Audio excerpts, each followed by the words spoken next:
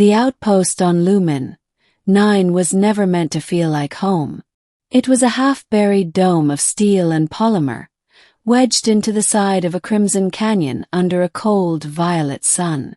The wind screamed across the cliffs in a constant dirge, and every gust carried the scent of iron and ozone. I had been there for 6 months, cataloging soil microbes and atmospheric particulates for the Galactic Survey Corps, an assignment so dull it made the silence feel like a living thing.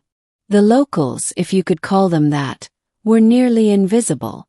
We knew they existed because of faint energy traces, strange footprints that appeared and vanished near the outpost perimeter, and occasional flickers of light in the canyon's deeper shadows. Command called them L9 sentients, called them ghosts. That was before I found the girl. It happened on a morning when the air shimmered with static. The outpost sensors had been malfunctioning for days. Radar blips, false life readings, phantom power surges. I took the rover out to recalibrate a relay beacon perched on a cliff shelf 2 kilometers from base. The light from the violet sun was thin, barely strong enough to cast shadows. I remember thinking how the canyon looked like a scar across the planet's surface. Then I saw her. She stood motionless at the edge of the beacon's range, a small, pale figure against the rust-red rock. She couldn't have been more than 7 or 8 years old in human years, though her proportions were slightly wrong. Her limbs were too slender, her skin faintly translucent with veins of light running beneath it like molten threads. Her eyes were large, a deep opalescent blue that shimmered as though holding galaxies within. I froze, my breath caught in my throat. The reports had never described anything like this. "Hello," I said, my voice echoing in my helmet. "Are you hurt?" No response. She simply stared at me, tilting her head slightly, like an animal trying to understand sound. I stepped closer, scanning for heat signatures. Her body temperature was low, barely above freezing but stable. I reached out slowly, palm open. She didn't move away. For a long moment we stood like that, an alien child and a weary human scientist, the silence of an entire world pressing around us. Then, with trembling fingers, she reached forward and touched my gloved hand. Her skin was cold as glass. And in that instant, every sensor on my suit screamed. Radiation spike, EM surge, neural interference. The world seemed to flicker. And then I heard her voice. Not in the air. In my mind. "You came back." I stumbled backward, ripping my hand free, gasping for air as the static subsided. The girl blinked, a faint expression of confusion crossing her face. Then she said softly, audibly this time with lips and sound, "Father." And before I could speak, she collapsed. To the outpost. Back at the base, I placed her inside the medpod. The diagnostics flickered through every spectrum the equipment had. Oxygen saturation, metabolic rate, neurological mapping. The results made no sense. She wasn't built like us. Her cellular structure resembled something halfway between carbon-based life and crystalline matter. She shouldn't have been alive at all, not in our atmosphere. And yet somehow she was. I called it in to command. They told me to keep her contained and await further instruction. "Possible pathogen risk," they said. "Do not establish unnecessary contact." Too late for that. She woke 6 hours later. Her eyes fluttered open, glowing faintly in the dim light of the lab. When she saw me, her expression softened in a way that made my chest ache. "You are Father," she said again, the words fragile, uncertain. I swallowed hard. "No," I said gently. "I'm Dr. Elias Rowan. I don't think we've met before." She tilted her head again. "Elias," she repeated, testing the name like a child learning speech. "Father Elias." I sighed. "Just Elias is fine." Over the following days she began to adapt, or maybe I began to. She didn't need food as we know it. She absorbed trace elements from the air and the light itself. She seemed fascinated by everything. The hum of the equipment, the shimmer of water in a glass, even the sound of my voice reading mission logs aloud. But she rarely spoke. And when she did, it was often fragments, disjointed, cryptic, like echoes of someone else's memory. "You were here," she said once, staring at the canyon through the viewport. "You built the lights. Then you went away." "I've never been here before," I said. She only blinked, unconvinced. At night, I'd dream of things I'd never seen. Vast cities of luminous crystal buried beneath the canyon floor, corridors pulsing with life and sound. Always in those dreams, there was a child's laughter, echoing like a memory I couldn't reach. 3. The memory field. By the third week, her presence began to affect the outpost systems. Energy readings spiked whenever she was near. Lights dimmed and flared with her emotions. Once, when she touched the central console, every screen displayed the same image for several seconds. A massive structure, something like a cathedral, carved into the canyon wall, its entrance glowing with the same blue light as her eyes. I showed her the still image afterward. Her gaze softened. "Home," she whispered. I didn't know what compelled me, but I decided to find it. We set out the next morning in the rover, her small figure seated beside me. The terrain grew rougher as we descended into the canyon's deeper layers. Strange mineral formations jutted from the ground like skeletal fingers. As we drove, she seemed to hum softly, and the hum made the air vibrate. At last, the scanner picked up a hollow space beneath the canyon floor, an underground chamber nearly a kilometer wide.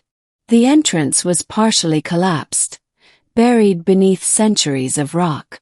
But as the girl stepped toward it, the stone began to shift, responding to her presence. The ground trembled. Fractures glowed faintly with that same impossible blue. The entrance opened. Inside, I found what could only be described as a graveyard of light.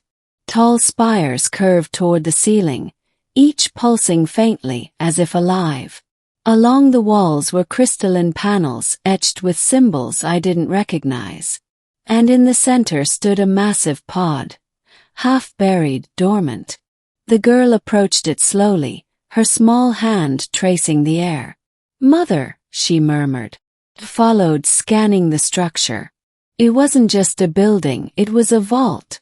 The readings showed faint traces of biological data preserved within. A library of DNA. Species archive. And then, on the pod's fractured surface, I saw something that made my blood run cold. A human handprint. For the past. Back at the outpost, I searched the archives. Old mission logs, survey data, classified transmissions buried under layers of encryption. What I found changed everything.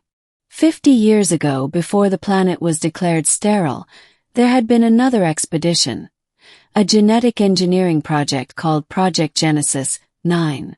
The aim was to seed a new biosphere on a dying world using hybrid DNA, human and alien, derived from a species long extinct. The project was abandoned after a catastrophic reactor failure wiped out the research team. No survivors. No records. The official story said the site was uninhabitable. But the truth was far stranger.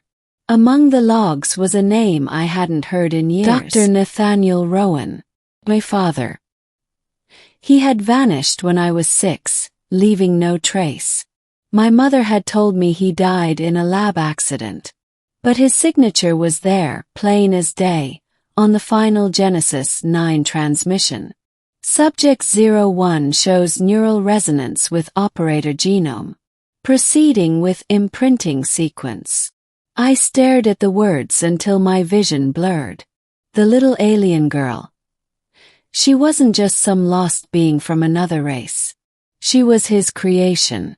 Hybrid. half human. And somehow, through genetic echo or impossible coincidence, she thought I was him. The awakening the next day, everything began to unravel. Command finally responded to my earlier reports.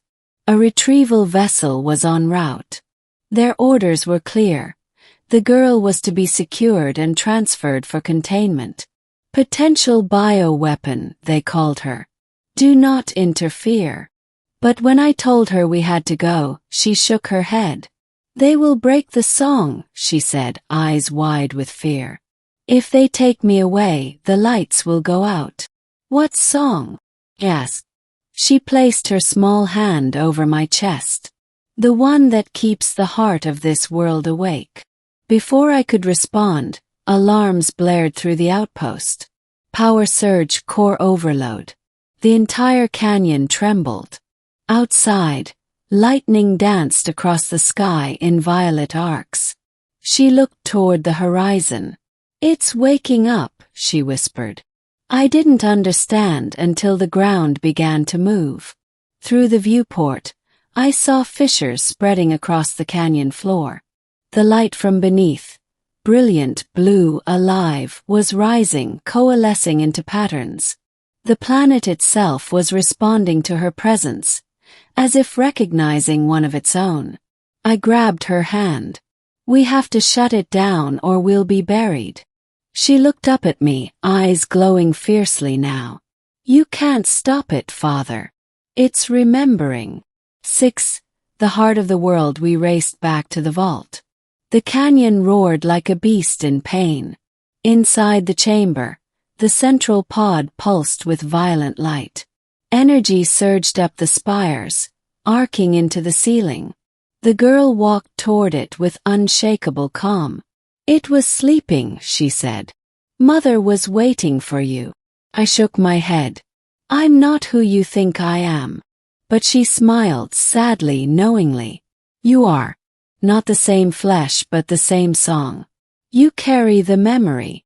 I realized then what the imprinting logs had meant. My father hadn't just created her. He had imprinted part of his neural pattern into her genetic code. She carried fragments of his consciousness. And because I shared his DNA, she saw me as him reborn. The pod split open with a sound like thunder. Inside was a vast crystalline structure shaped vaguely like a human heart, its surface fracturing with light. The readings spiked beyond measure. I felt a pressure in my skull, a wave of emotion that wasn't mine. We are not gone. We are waiting for you to remember. The voice filled the chamber, not spoken but felt. The girl turned toward me. It needs you to finish the song, she said.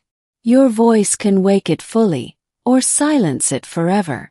I didn't know what she meant. But I stepped forward, hand trembling, and touched the heart. Instantly, my mind exploded with images. Memories that weren't mine. My father standing in this very chamber, holding a small child that shimmered like light. His voice echoing through the data streams saying, if this world remembers us, maybe we'll never truly die. And then silence. When I came to, the chamber was still. The light had dimmed to a gentle pulse. The girl stood before me, smiling faintly. It's done, she said. What did I do? I whispered. You gave it peace. Outside, the storm had stopped. The violet sun broke through the clouds, washing the canyon in pale light. The energy readings stabilized.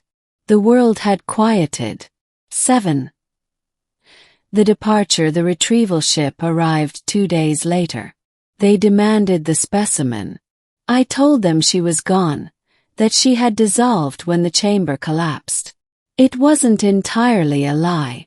After the event, I had woken to find her body gone, replaced by a faint shimmer of light drifting toward the canyon's depths. Maybe she returned to whatever consciousness lived within that world. Maybe she became part of it. But sometimes when the wind howls across the cliffs, I swear I can hear her voice in the static. Father. They decommissioned the outpost soon after. I returned to Earth, my official report sanitized, classified, forgotten. Yet I couldn't let go of her. I studied every scrap of data, every fragment of DNA residue from the samples we'd taken. And what I found both terrified and comforted me. Her genome wasn't just hybrid. It was recursive, self-generating, designed to rebuild. To remember, she wasn't an experiment. She was a message, a bridge between what we were and what we could become. The echo years passed. Earth continued its restless orbit around its dying sun. The core dissolved, replaced by newer, colder bureaucracies. I left the service and retired to the coast, where the nights were long and filled with stars.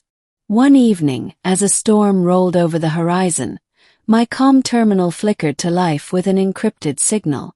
The source was impossible. Lumen 9 long abandoned. The message was only one line. It remembers you.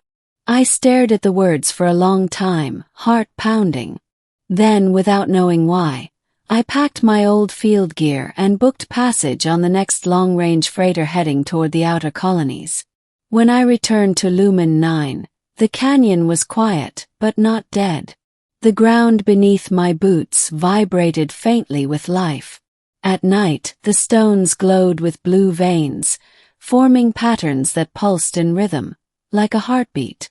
And when I reached the edge of the old vault, a familiar voice echoed softly in my mind. "Welcome home, Father." The light rose from the depths, coalescing into a small, radiant form. She looked the same, ageless, perfect, but her eyes held galaxies now. She smiled, and I realized then that she had never truly been a child. She had been a seed, a vessel for something far greater. "I waited," she said. "The world has grown. The song continues." I felt tears sting my eyes. "What happens now?" She looked toward the stars. "Now we begin again. Together." She reached out her hand, and as I took it, the canyon bloomed with light. The sky shimmered with thousands of glowing strands rising into orbit, weaving themselves into a lattice that stretched toward the heavens. A bridge of living light. And in that moment, I understood what my father had dreamed of. Not creation, not control, but connection. Between species. Between worlds. Between memory and rebirth. 9. The ending. When I look back now, I realize that Lumen 9 was never a barren world at all. It was a memory waiting to be sung awake.